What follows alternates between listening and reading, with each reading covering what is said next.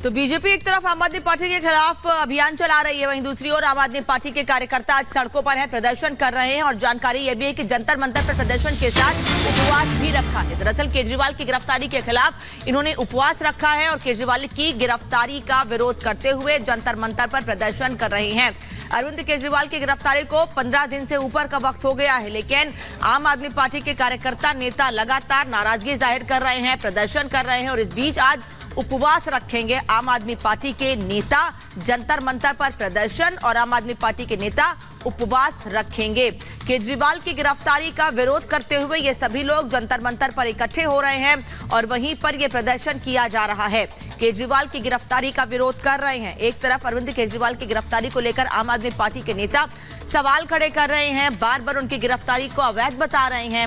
वहीं पिछले 15 से 20 दिनों से लगातार कार्यकर्ता अलग अलग जगहों पर देश के कोने कोने में लगातार प्रदर्शन कर रहे हैं। आज दिल्ली में एक बार फिर जंतर मंतर पर प्रदर्शन।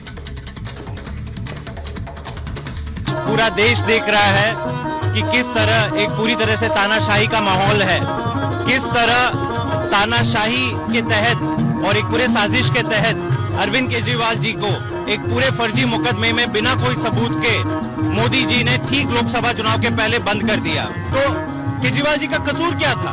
उन्होंने तो केवल अच्छी शिक्षा के ऊपर काम करते थे, स्वास्थ्य सेवा के लिए काम करते थे, फ्री बिजली पानी पहुंचाते थे, लेकिन मोदी जी को यह पसंद नहीं आया। तो दिल्ली के मुख्यमंत्री अरविंद केजरीवाल की गिरफ्तारी के खिलाफ आज आम आदमी पार्टी देशव्यापी अनशन करने जा रही है। 1 मिनट की रिपोर्ट देखिए।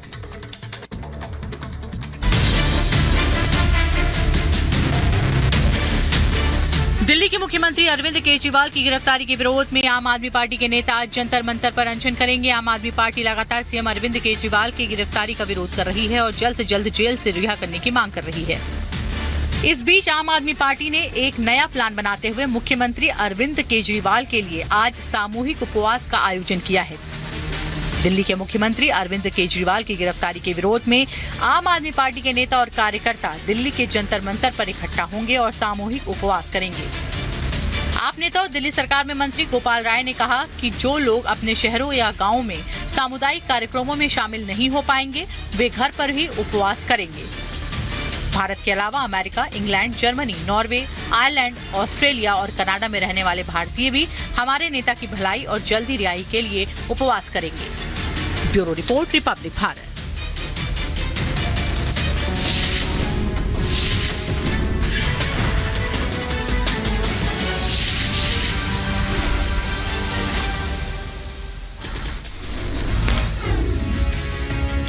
टीएमसी सरकार पर पीएम मोदी का हमला, कहा बंगाल के लोग टीएमसी के करप्शन से ऊबे, टीएमसी सरकार के सुशासन से लोग नाराज हैं। पीएम की बिहार में रैली को लेकर बोले सम्राट चौधरी, कहा बिहार में डबल इंजन की सरकार, ये बिहार का सौभाग्य, 40 में से 40 सीटें जीतने का दावा किया। लालू के खिलाफ गिरफ्तारी वारंट जारी होने पर बोले सम्राट चौधरी, कहा ये एक सामान्य प्रक्रिया का हिस्सा, अगर कोई निर्दोष है तो डरने की जरूरत नहीं। ये बताना चाहिए ना कि उनके पिताजी मुख्यमंत्री थे, पार्टी के राष्ट्रीय अध्यक्ष थे, तो तत्कालीन प्रधानमंत्री ने कैसे उन पर कार्रवाई किया? मानवाधिकार आयोग ने उन पर फाइन किया, उन पर कार्रवाई किया। लालू यादव जी के परिवार को कोई नैतिक अधिकार नहीं। पीएम की रैली को लेकर चिराग पासवान का बयान, कहा बिहार में डबल इंजन की सरकार से विकास, बिहार में जीतेंगे 40 सीटें। ऐसे में जहां एक तरफ हमारे प्रधानमंत्री जी की गारंटी है, वहीं हमारे गठबंधन की मजबूती है, जो इस बात के विश्वास को दिलाती है कि आने वाले दिनों में बिहार की 40 सीटें हम लोग जीतेंगे। उत्तर प्रदेश के डिप्टी सीएम ब्रजेश पाठक का बयान, कहा इस बार 80 की 80 सीटें प्रचंड बहुमत के साथ जीतेंगे, लोकसभा चुनाव में 400 पार कर नया कीर्तिमान स्थापित करेंगे। समाज के लोगों ने जाति धर्म संप्रदाय से ऊपर उठ करके माननीय प्रधानमंत्री नरेंद्र मोदी जी को आशीर्वाद प्रदान किया है। मैं बहुत बहुत अभिनंदन करता हूं। उत्तर प्रदेश में 80 में 80 सीटें बीजेपी जीत रही है। मल्लिकार्जुन खड़गे के कश्मीर वाले बयान पर बोले कविंद्र गुप्ता, कहा कांग्रेस नेता के इस बयान से पता चलता है कि कांग्रेस ने कश्मीर को आग में धकेला। ना तो पहले कश्मीर को जिस प्रकार से इन्होंने अलगाववाद की आग में झोंका था, धारा 370 लगा करके वहां पर पाकिस्तान के नारे लगते रहे, पाकिस्तान के झंडे चढ़ते रहे।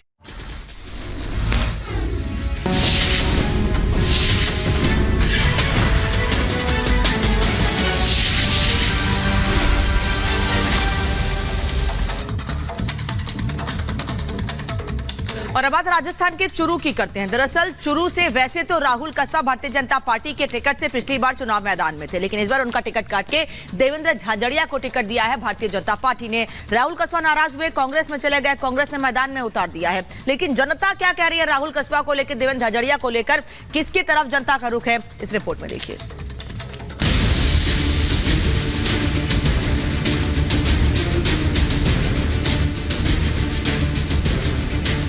राजस्थान का रण सज चुका है। बीजेपी और कांग्रेस दोनों ही दल मरुधरा पर अपनी दावेदारी ठोक रहे हैं। राजस्थान का मूड क्या है, जनता इस बार किसे मौका देने जा रही है, आज चूरू की धरती से हम इसकी पड़ताल करेंगे। लोकसभा चुनाव 2024 में निकली है रिपब्लिक भारत की टीम जानने के लिए कि आखिर जनता क्या दे रही है। हिंट हम पहुंच चुके हैं चूरू में। आखिर चूरू की जनता की हिंट क्या है, उन्हीं से हम समझने की कोशिश करते हैं। सर, क्या नाम है आपका? मेरा नाम सर जयलाल है। जयलाल जी, बताइए चूरू की जनता क्या हिंट दे रही है, क्या माहौल है इस बार? चूरू की जनता विकास के नाम पर वोट देगी। जो भी हो, जो विकास करेगा उनको वोट जरूर देगी। मोदी जी के पीछे सब जीत रहे हैं और डुग ऐसे ही है, कुछ नहीं है, जीरो है। राजस्थान में चूरू का अपना एक अलग ही महत्व है। राजे रजवाड़ों की जमीन। राजस्थान में वैसे तो कई कहानियां फेमस है, लेकिन चूरू में अलग ही कहानी घर घर प्रसिद्ध है।